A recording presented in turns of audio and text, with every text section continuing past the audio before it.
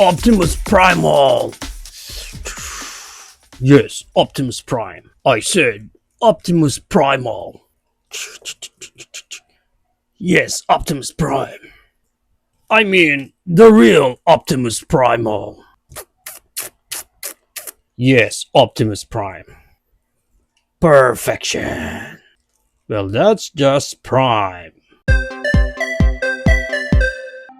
And here's the toy that we're going to review for today. This is the YOLO Park Beast Wars Transformers Optimus Primal. And before we start, special shout out muna sa YOLO Park for sending us this Optimus Primal for us to review here on our channel. So once again, YOLO Park, thank you so much. And as you can see here, gandang klaseng packaging ang meron siya sa harap. And may window na din siya dyan na pwede nyo makita agad yung actual item natin na wala na dyan sa loob kasi na-unbox na natin yan nung nag-live tayo. Meron din short bio dito for Optimus Primal and obligatory product shot ng front and back portion niya. And sa likod, mga weapons and instructions lang kung paano natin siya bubuuhin. At the side, si Optimus Primal. On the other side, another Optimus Primal. On top, Beast Wars Transformers 30 years. And at the bottom, Beast Wars Transformer. Pag na-unbox natin dito si Primal, check muna natin yung mga accessories na kasama niya. Of course, meron siya ditong alt hand. Yung kanyang close fist. Ang ganda ng close fist niya. Magandang details. Black na black. So, close. Yan.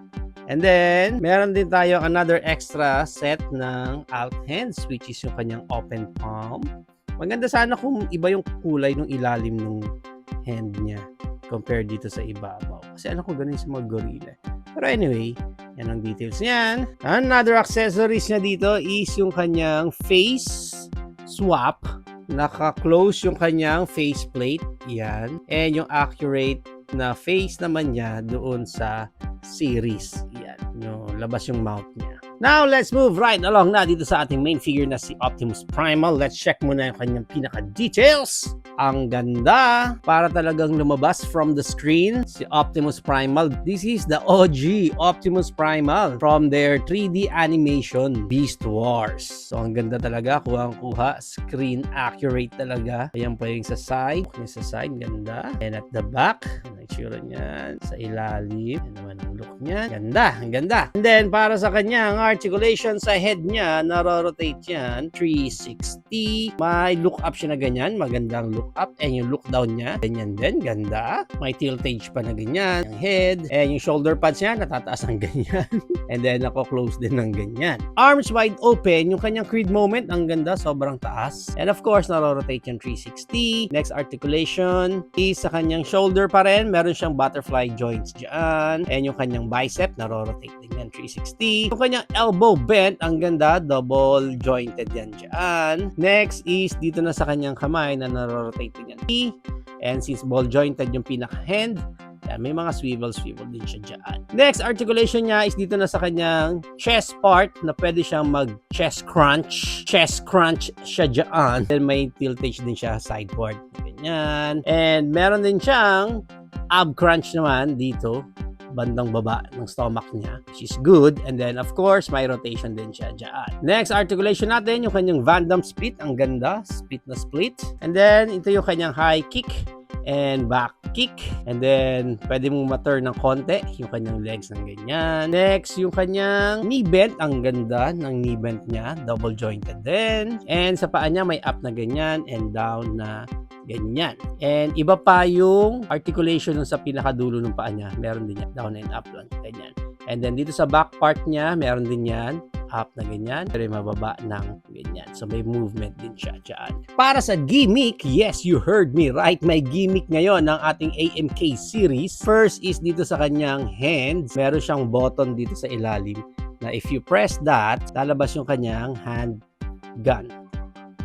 Yun. You know. Hindi lang yan, meron din dito sa kabila, same button. O, di ba? Astig. May pag-gimmick na ngayon ng AMK series. Now, hindi lang yan kasi meron din siya dito sa backside niya na if you press naman itong button na to, lalabas sa kanyang shoulder cannon. Oh, astig. Hey! Show yourself, Megatron.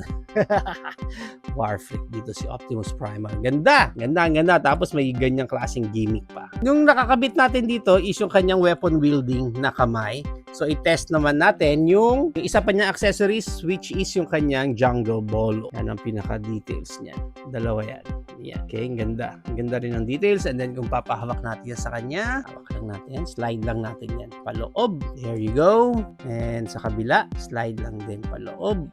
Medyo masikip nga sa weapon wielding niya. So, yan na si Prime. Grabe, kompletos, recados na si Optimus Primal. Ang ganda. Ang ganda ng details niya. Also, ito pa lang sa shoulder pads niya na extend pa yan. Pwede siyang magpwesto ng ganyan or mag-extend pa ng ganyan.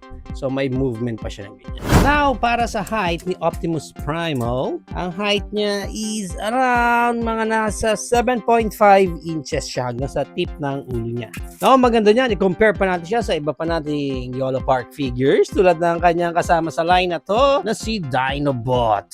Matangkad talaga si Dinobot. Next, our YOLO Park AMK Pro Series G1 Optimus Prime. YOLO Park AMK Pro Series Rise of the Beast na si Optimus Prime. AMK Series na na-custom ko na si Optimus Primal din from the Rise of the Beast. And YOLO Park AMK Pro X Series from the Rise of the Beast na si Ape Link. And of course, from our YOLO Park AMK mini series, Bayverse na si Optimus Prime. So, yan ang ating height comparison. If you are planning to avail this YOLO Park AMK series na Optimus Primal, well, as of now, shooting this video, wala pa siya sa mga local markets natin. Pero base kanyang line, which is AMK series lang naman siya. So, roughly around 1,500 up to 1,800 pesos yan sa local market natin. But again, depende yan kung saan specific market kayo makakuha ng copy ninyo.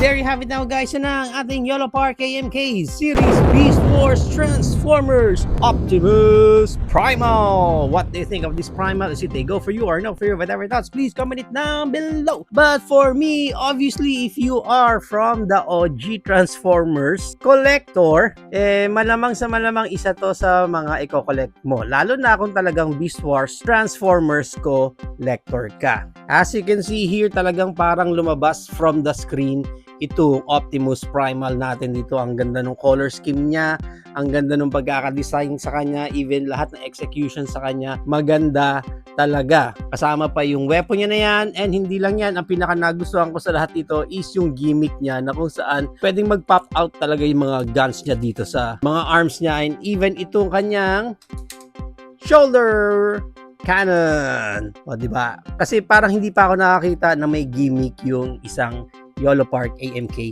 series. Yung overall look niya, kuwang-kuha talaga sa screen, plus yung magagandang gimmick pa niya, and also, isa sa pinaka nagustuhan ko rito is yung ab crunch niya sa chest and also dito sa kanyang stomach area. Ang ganda-ganda nung pagkaka-articulate dito kay Optimus Primal. Kaya nga kung talagang solid Beast Wars Transformers collector kayo, definitely itong Optimus Primal is a must-have sa collection ninyo.